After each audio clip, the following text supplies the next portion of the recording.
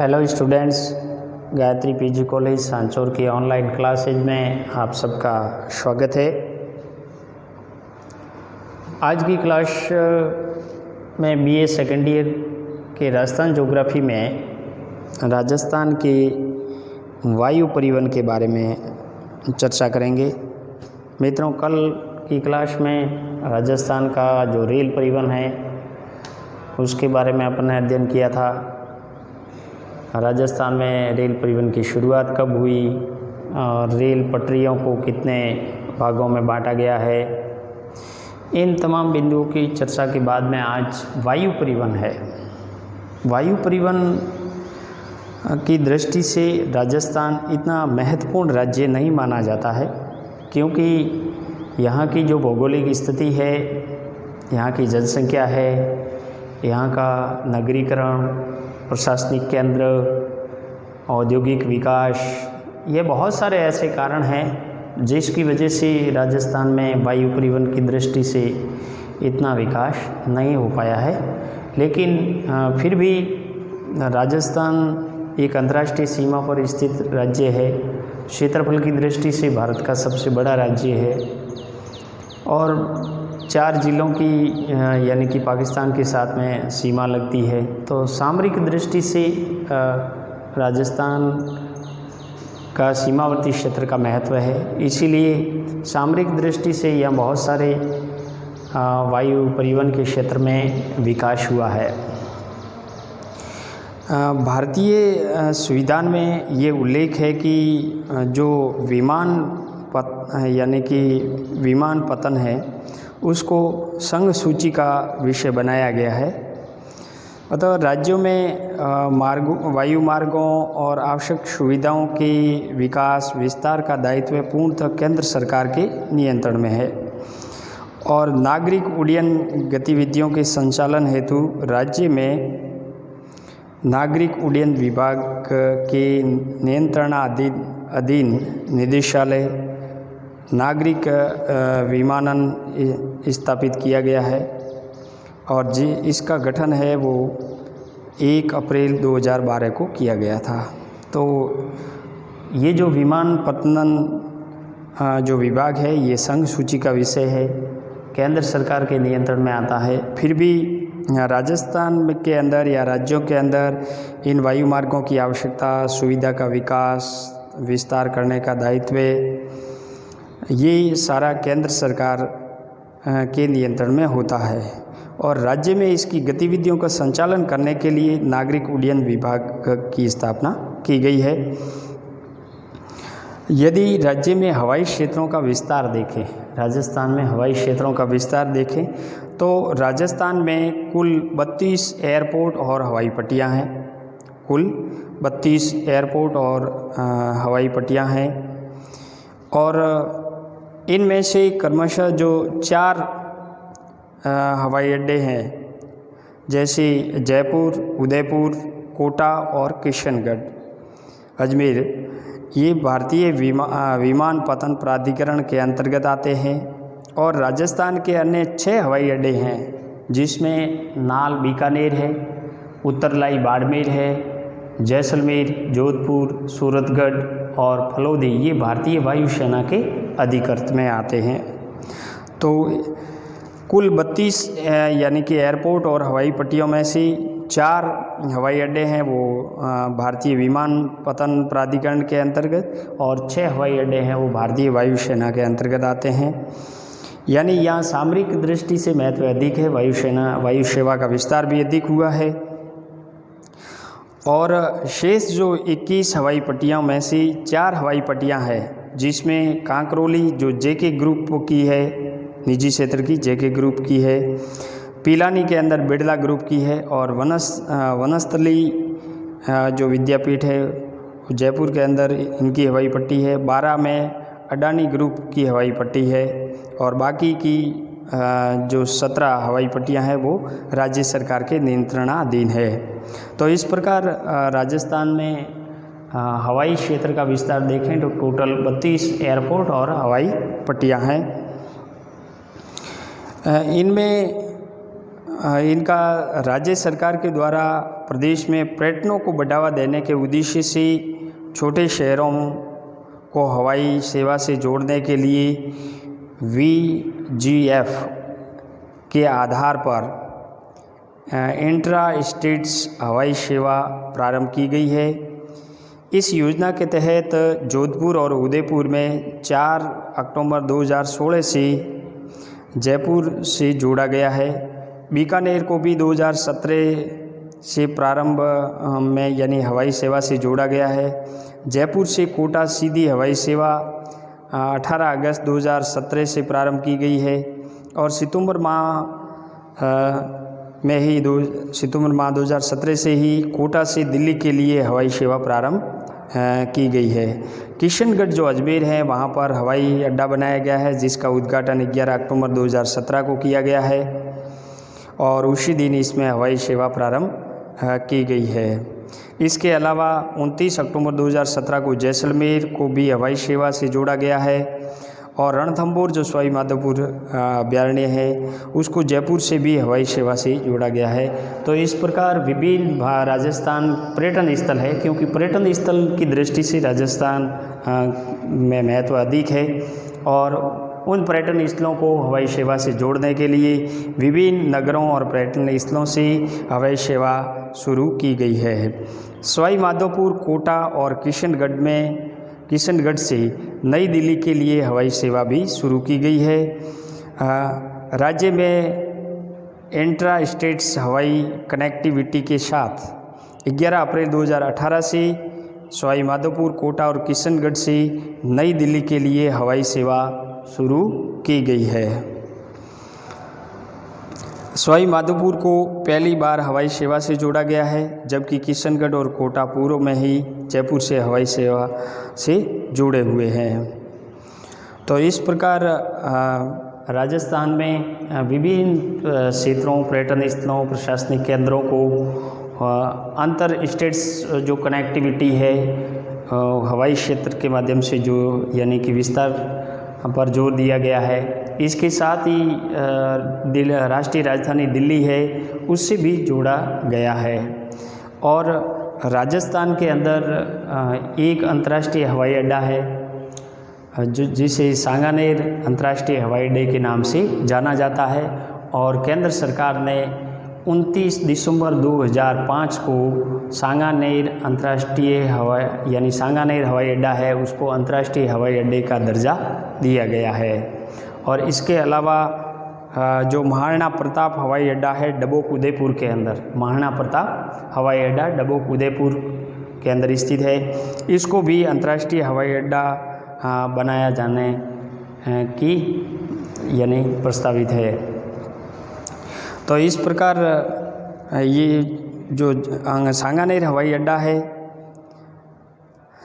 जिसकी अधिसूचना है अंतर्राष्ट्रीय हवाई अड्डे दर्जे की अधिसूचना देने संबंधी या अंतर्राष्ट्रीय हवाई अड्डा का दर्जा देने संबंधी जो अधिसूचना है वो फरवरी 2006 में जारी की गई है और ये देश का 14वां अंतर्राष्ट्रीय हवाई अड्डा है, यानी सांगानेर हवाई अड्डा है ये देश का 14वां अंतर्राष्ट्रीय हवाई अड्डा है।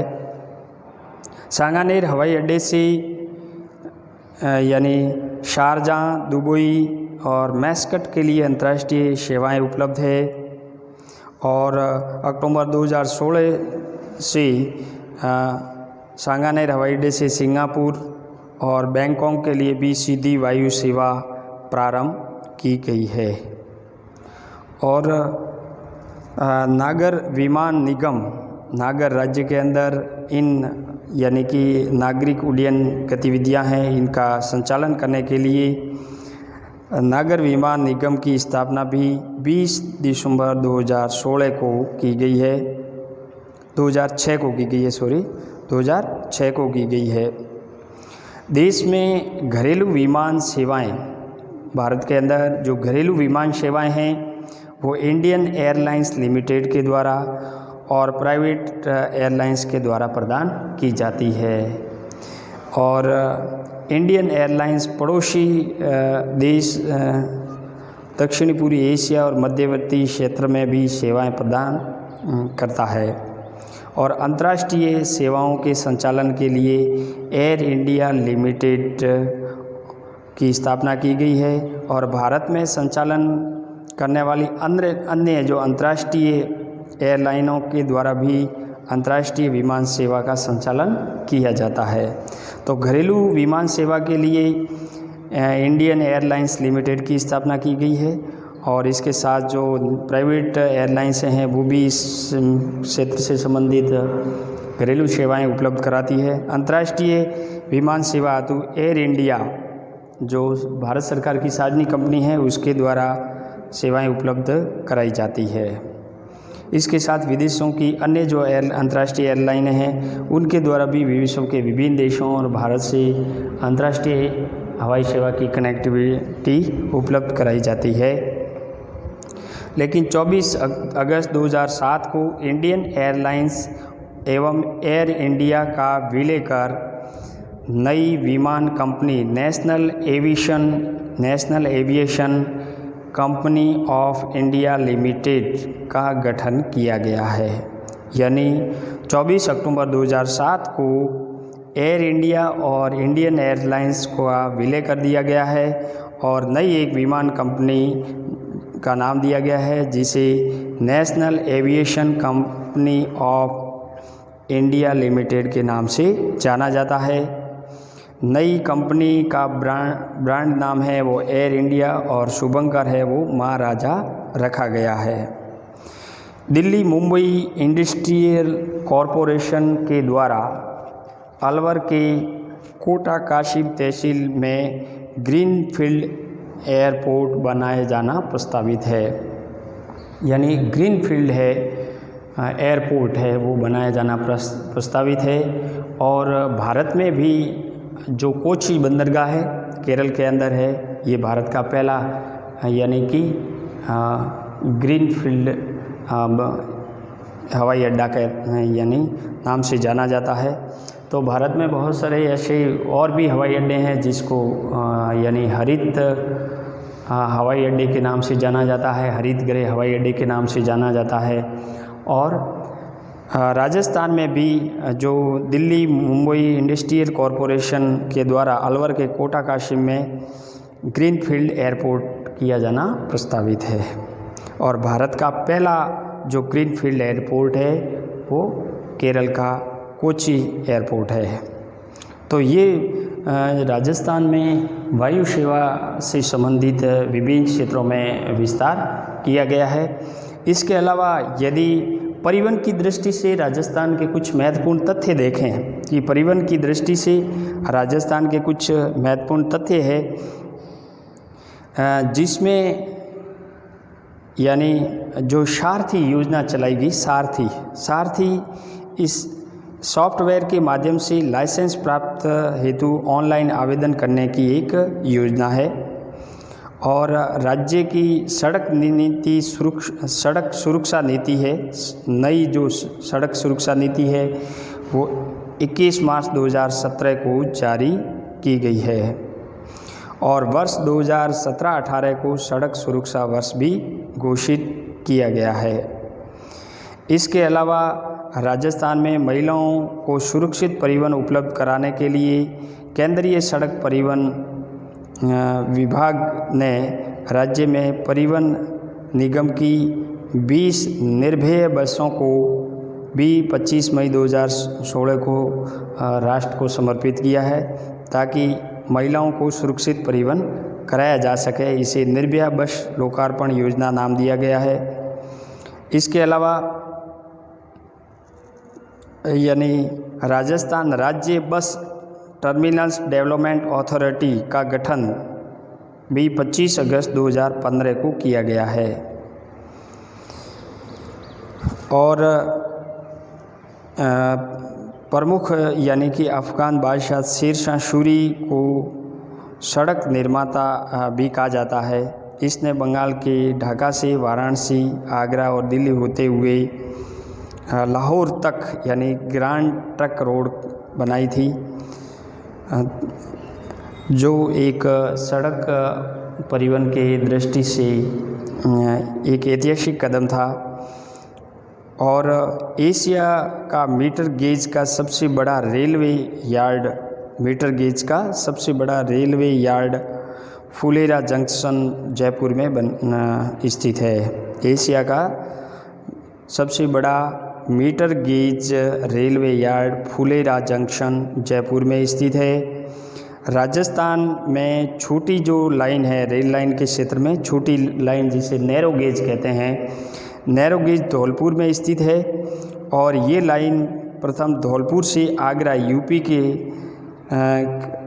तांतपुर ज़िले तक और दूसरी धौलपुर से यानी सरमथुरा तक यानी कि विस्तृत है। इसी धौलपुर के महाराजा राम सिंह के काल में 1908 और से 29 में प्रारंभ की गई थी। 1908 और 29 में प्रारंभ की गई थी। तो राजस्थान में धौलपुर एक ऐसा ज़िला है जहाँ नैरो गेज रेल लाइन आज भी यानी कि संचालित हो रही है। इन रेल लाइन पर रेलगाड़ियाँ संचालित हो रही है। पहली ब्रॉड गेज रेल बस सेवा, राजस्थान की पहली ब्रॉड गेज रेल बस सेवा 2 अक्टूबर 1994 को 2 अक्टूबर 1994 को मेड़ता रोड से मेड़ता सिटी के बीच में प्रारंभ की गई है। ये कई बार क्वेश्चन भी पूछा जाता है कि राजस्थान की पहली ब्रॉड गेज रेल बस सेवा कब प्रारंभ हुई।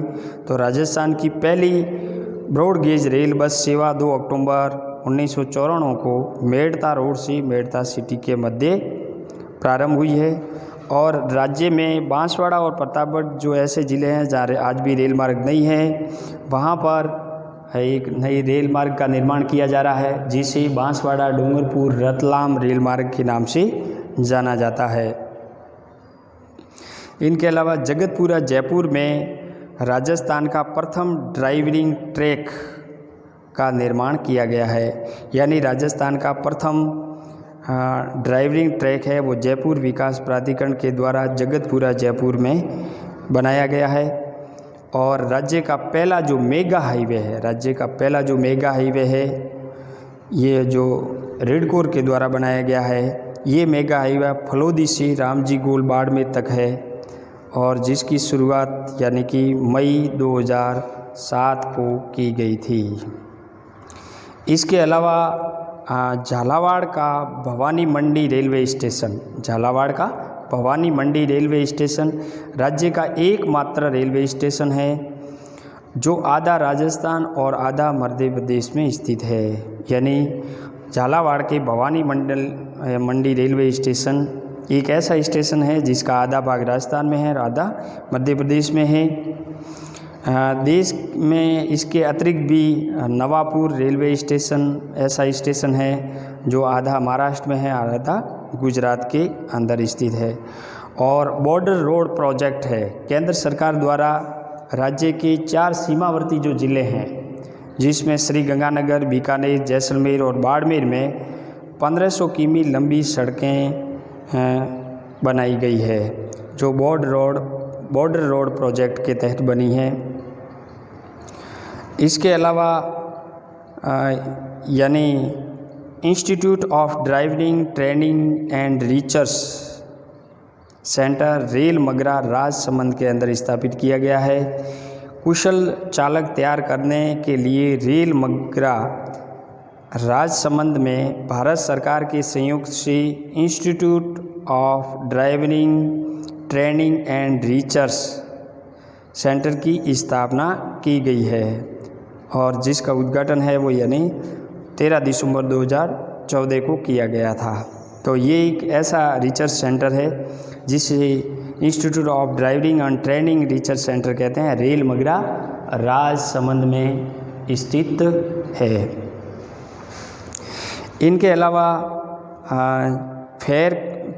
यानी फेरी क्वीन है, ये विश्व में सबसे पुराना और वर्तमान में कार्यरत भाप इंजन है भारत के अंदर।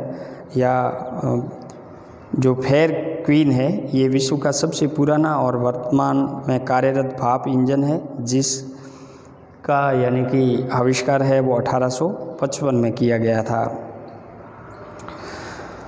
देश में रेल बजट की दृष्टि से देखें तो देश में रेल बजट पृथक रूप से पहली बार 1925 में प्रस्तुत किया गया था, लेकिन वर्ष 2017-18 को पुनः केंद्र सरकार ने रेल बजट को सामान्य बजट के साथ में शामिल किया गया है, यानी रेल बजट अलग प्रस्तुत करने की व्यवस्था अब समाप्त कर दी गई है। और जयपुर में ट्रैफिक पार्क का निर्माण किया गया है और अब राजस्थान से एक रेलगाड़ी है जो अंतर्राष्ट्रीय स्तर पे रेल सेवाएं उपलब्ध करवाती है, उसका नाम है थार एक्सप्रेस। थार एक्सप्रेस ये भारत और पाकिस्तान के मध्य, यानी भारत में जो बाड़मेर ज़िला है राजस्थान का, उसमें उसका अंतिम स्टेशन है मुनाबाव रेलवे स्टेशन, ये बाड़मेर में है। और खोखरापार ये पाकिस्तान में है।